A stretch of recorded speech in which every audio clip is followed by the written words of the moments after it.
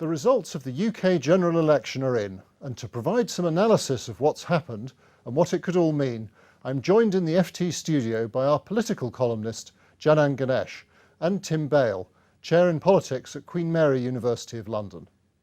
But before we hear from them, let's go to our political correspondent, Kieran Stacey, for a reminder of the results. We're looking at a result that no one expected. The Conservative Party has won enough seats to govern alone, having made major inroads into Liberal Democrat territory while fending off Labour in key two-way marginals. It was a terrible night for Labour, whose Shadow Chancellor Ed Balls has lost his own seat, and a great night for the Scottish National Party, which won almost every single seat north of the border. So if we look now at what happened when all the constituencies are the same size, two things jump out. Look at these flashing blobs of yellow up here. That's the unprecedented SNP landslide in Scotland.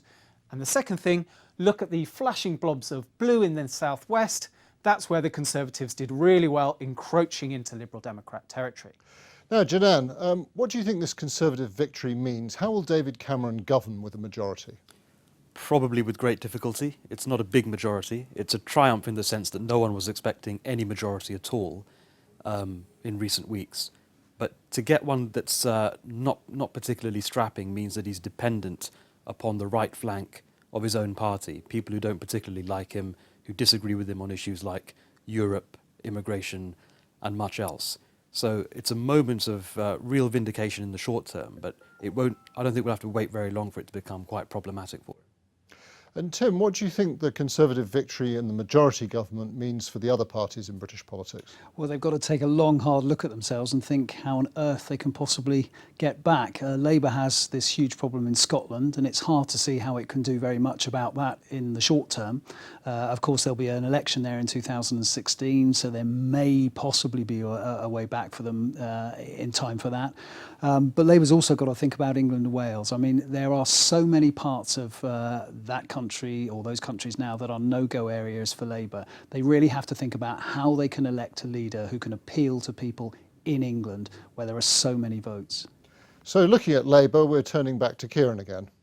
So let's have a look at what happened when we plot each of the parties against each other and see just who won seats off whom. First of all, we can see the makeup of the last Parliament. What happens when we transform that into what happened last night? Well, first of all, the most major movement you see is from Labour up into the SNP territory up here. That is that huge victory that the SNP won. But that is not the only reason Labour lost. If you look down here, these are the seats they were fighting against the Conservatives. They needed to win almost all of these to have a realistic chance of governing in Westminster. They didn't. They won as many as they lost, and they've stood almost stock still. Janan, what do you think are the lessons Labour needs to learn from this? The main one is that Tony Blair was correct. When an election boils down to a traditional right-of-centre party versus a traditional left-of-centre party, as he said only a few months ago, in this country, the right-wing party will tend to prevail. But I think it goes slightly deeper than ideological positioning. They had a choice of leader 5 years ago. It boiled down to David Miliband and Ed Miliband. I still find it astounding that they chose Ed over David. Not because he's useless, he's not. And he's fought a very plucky and passionate campaign. But one of those two guys looked like a plausible prime minister, maybe by virtue of being foreign secretary for 3 years. That was David. And the other one did not.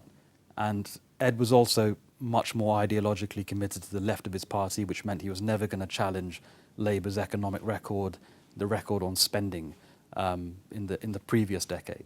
And those two things, weak leadership and a dodgy record on fiscal policy, meant that they really didn't stand a chance. And we're surprised by the margin of the Conservatives' victory, but I'm not surprised by the fact of the Conservatives' victory.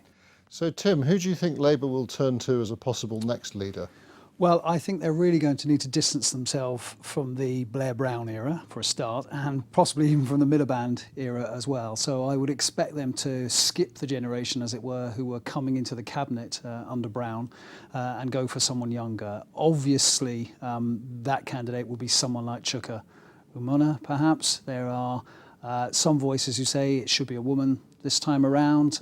Liz Kendall is very often spoken about by people like that, and by people who are keen on this kind of blue Labour idea as well. And then there are some dark horses, Dan Jarvis being the most obvious example. And that's an interesting one because there's someone who has had a career outside of politics. There's someone who has proven leadership experience, but not that much political or parliamentary experience. So it'll be, I think, a close run thing, perhaps between the three of them. And Andy Burnham is obviously the favourite from the left. But then we run into Janan's problem.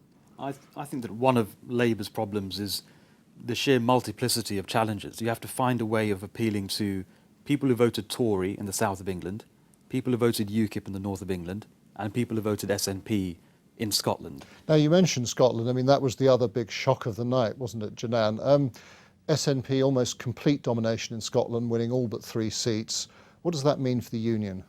I think it's an expression from Scottish voters that they want everything short of independence. In many ways, that was the implication of the referendum result in September, when fully 45% of them voted for independence. So I think there'll be vast devolution of power to Scotland.